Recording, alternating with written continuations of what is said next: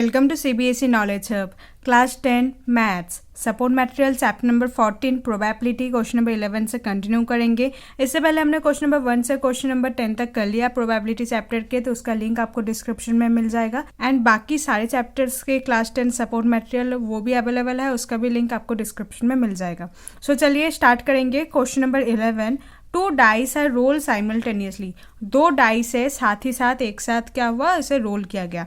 Find the probability that the sum of the 2 numbers appearing on the top is more than and equal to 10। तो आपको probability निकालना है कि जो सम of the 2 number यानी कि जो दोनों नंबर का सम होगा वो इक्वल टू 10 होना चाहिए या तो मोर देन 10 होना चाहिए। ठीक है, सो टोटल केसेस यहाँ पर कितने होंगे देखो। तो पहले एक बार आपको एक चार्ट दिखाती हूँ जो आपके सपोर्ट मटेरियल में भी अवेलेबल है। टोटल केसेस इक्वल टू क्या हो जाएगा 36, बिकॉज देखो ये जो है आपका चार्ट है जब आपका 2 डाइस रोल किया गया है। ठीक है, देखो when 2 dice are thrown together, 2 dice जब रोल किया जाता है तो क्या पता फर्स्ट में 1 आया, सेकंड में 1, फर्स्ट में 1 2, ठीक है, सेकंड में फर्स्ट में 1 आया, सेकंड में थर्ड, तो 1 4 1 5 1 6। नेक्स्ट देखो 2 1, फर्स्ट में 2 आया, सेकंड में 1, फर्स्ट में 2, सेकंड में 2। तो ऐसा ही ये पूरा चार्ट है। ठीक है, सो यहाँ पर देखो टोटल नंबर ऑफ केसेस कितने हैं, 1 2 3 4 5 6 7 8 9 10 11 12 13 14 15 16 17 18 19 20 21 22 23 24 25 26 27 28 29 30 31 32 33 34 35 36। ठीक है, टोटल केसेस 36 है।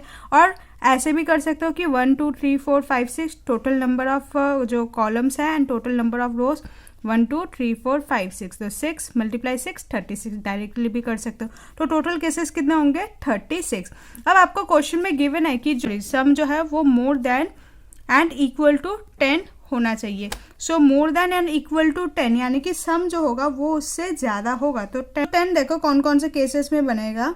एक तो 4 + 6 जो होगा वो 10 होगा। ठीक है, 5 + 5 वो भी 10 होगा, 6 + 4 10 होगा, 5 + 6 11, 6 + 5 जो है वो होगा 11, 6 + 6 12। ये 6 केसेस है जहाँ पर आपका मोर देन और इक्वल टू 10 होगा सम करने के बाद। देखो इसमें 5 + 4 करोगे तो 9 हो जाएगा। तो देखो चार्ट कैसे बन रहा है। ठीक है, तो एक पैटर्न भी बनेगा, आपको समझ आ जाएगा क्वेश्चन करते करते कि आपको पैटर्न भी देखना होगा, फिर आपको समझ आ जाएगा। देखो 4 + 6 4,6 है, यहाँ पर 6,4 है, तो ये वाला कॉलम 5,6 6,5 एंड 6,6। तो लोअर ट्राइंगुलर जो शेप बन रहा है वहाँ से आप पता लगा सकते हो। सो 1 2 3 4 5 6, तो टोटल केस कितने होंगे 6 केसेस होंगे। ओके, सो आपको लिखना होगा फेवरेबल केसेस कौन कौन से थे आपके। एक तो 4,6 था, एक आपका 5,5 है, एक है आपका 6,4, नेक्स्ट है 5,6, नेक्स्ट है 6,5 एंड लास्ट है 6,6। ठीक है, टोटल केसेस कितने हैं 1 2 3 4 5 6, टोटल 6 केसेस है। सो आपको लिखना होगा probability of getting sum of 2 numbers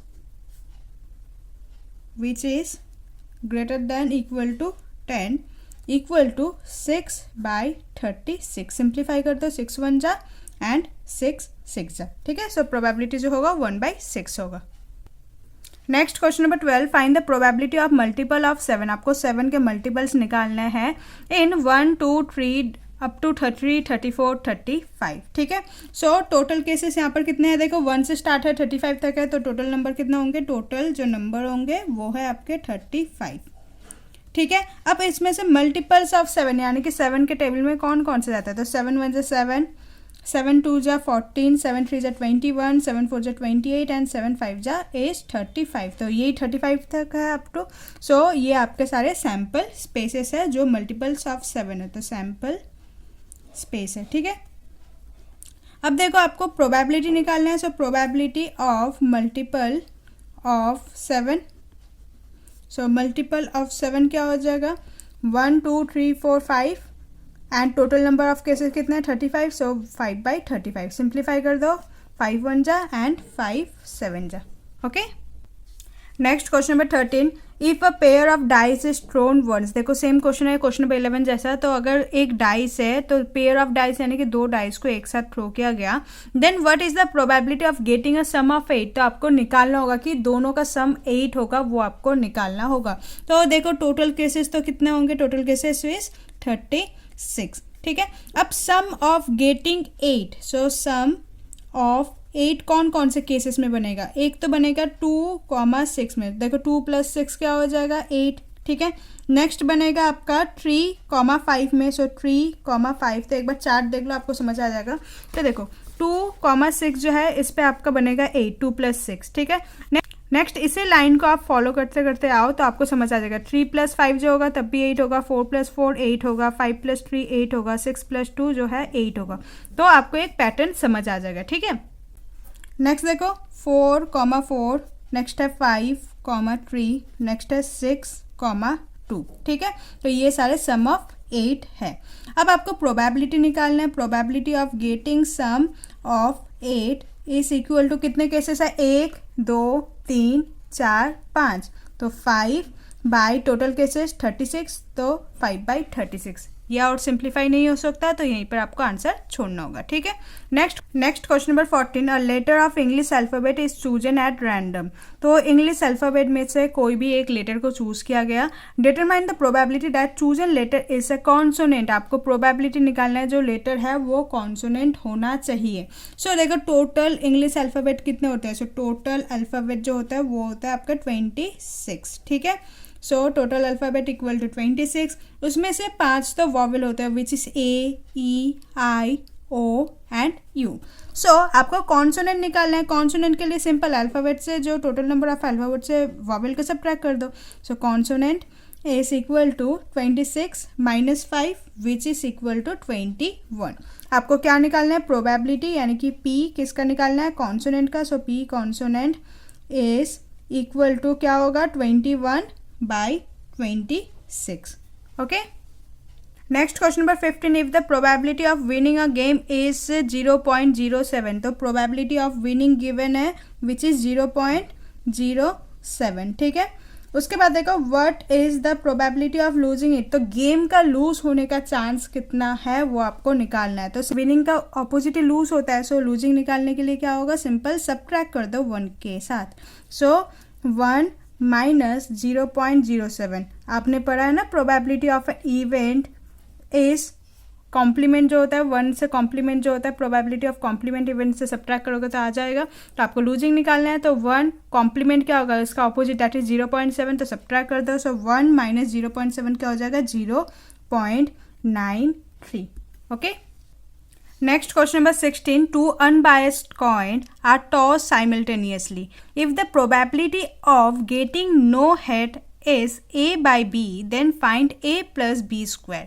तो क्वेश्चन को समझो, अगर दो कॉइन को एक साथ टॉस किया गया तो उसका पहले सैम्पल स्पेस निकाल लो। तो सैम्पल स्पेस यहाँ पर क्या होगा, या तो दोनों में ही हेड आया होगा, ठीक है, या तो फर्स्ट में हेड सेकेंड में टेल है, या तो फर्स्ट में टेल सेकेंड में हेड है, या तो दोनों में ही टेल आया होगा, ठीक है। If the probability of getting no head, आपको probability of getting no head निकालना होगा। तो probability of getting no head, तो देखो किस में हेड बिल्कुल नहीं है, इसमें तो दोनों में ही हेड है, तो ये वाला केस तो नहीं होगा। इसमें एक बार हेड है, इसमें भी एक बार हेड है, बस केस कितना होगा, टेल इसमें है तो इसमें कोई भी हेड नहीं है। तो कितने हैं इसमें, टोटल सिर्फ 1 है। And total number of sample space 1 2 3 4, so 1/4। And यहाँ पर गिवन है कि probability of getting no head जो है वो A/B के इक्वल है। डैट मीन्स यहाँ से आपको A एंड B का वैल्यू मिल गया। A जो है वो है आपका 1 एंड B जो है वो है आपका 4, सो B इज इक्वल टू 4। आपको क्या निकालना है, देन फाइंड A + B का स्क्वायर। सो A + B का स्क्वायर, A है आपका 1, B है आपका 4, 1 + 4 का स्क्वायर विच इज़ 5, 5 का स्क्वायर क्या हो जाएगा आपका 25। So this is the answer, okay. Next question number 17, two different dice are roll together. दो डाइस है एक साथ रोल किया गया। फाइंड द प्रोबेबिलिटी, आपको प्रोबेबिलिटी निकालना है of getting a doublet. Doublet यानी कि जो नंबर है दोनों में ही सेम आया होगा। तो ये देखो आपका डाइस वाला वही सेम कॉन्सेप्ट है। सो देखो डबलेट 1,1 में होगा, 2,2 में होगा, 3,3 में होगा, दोनों में ही सेम होगा, 4,4 में होगा, 5,5 में होगा, 6,6 में होगा। तो ये सारे आपके डबलेट्स है। Okay, so of getting a doublet, तो पहले सैम्पल स्पेस लिख लेते हैं। सैम्पल स्पेस होगा 1,1, एक होगा 2,2, नेक्स्ट होगा 3,3, next is 4,4, next is 5,5 and next is 6,6। तो टोटल केसेस कितने हैं? टोटल केसेस तो आपके 36 है, तो टोटल जो है वो है आपके 36। एंड जो आपको प्रोबेबिलिटी ऑफ गेटिंग डबलेट चाहिए, so getting a doublet, so getting a doublet is equal to, total है 1 2 3 4 5 6 and total cases is 36। Simplify कर दो, which is 1/6। Okay, next B part of getting a sum of 10, आपको sum of 10 निकालना है of the numbers on the 2 dice, दोनों dice में ही। ठीक है, तो फर्स्ट देखो सैम्पल स्पेस क्या क्या होगा सम ऑफ 10 में। सो 4,6 का सम जो होगा वो 10 होगा, 5,5 वो भी 10 होगा आपका, एंड 6,4 वो भी आपका 10 है। तो ये 3 ही केस है जिसमें आपका सम करके आपका 10 ही आएगा।